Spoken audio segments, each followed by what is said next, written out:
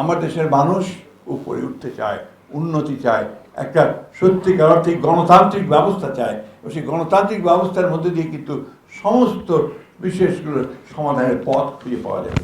সুতরাং আমরা পারি, আমরা যদি ঐক্যবদ্ধ থাকি আমরা পারি, এবং আমার বিশ্বাস যে আমরা পারবো।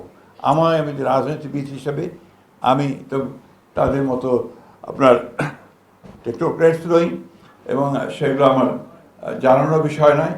তা আমি এইটুকু বুঝি যে আমার দেশের মানুষের যে পালস সেটা আমি বুঝি।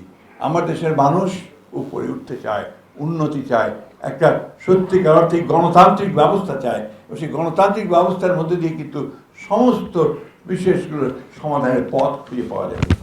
অনেকে আজকাল অনেক কথা বলছেন, সংস্কার হচ্ছে। সংস্কার তো আমরা অনেক আগে উপলব্ধি করেছি।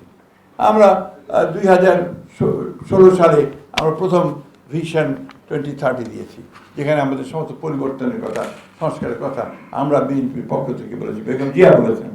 আমরা 22 সালে আমাদের নেতা তারেক রহমান সাহেব 31 দফা দিয়েছেন, যে 31 দফায় আজকে কিন্তু সমস্ত সংস্কারগুলো যে কমিটিগুলো হয়েছে সেই বিষয়গুলো নিয়ে আলোচনা চলছে।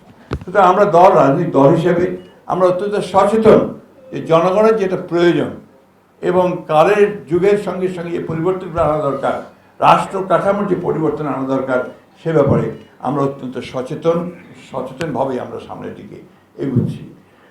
আমি শেষ করতে চাই এই বলে যে আপনারা যারা আজকে এই উদ্যোগটা নিয়েছেন খোয়াবের নেতৃত্বে, আপনারা সামনের দিকে অত্যন্ত বলিষ্ঠভাবে এগিয়ে যাবেন, পিছিয়ে যাবেন না।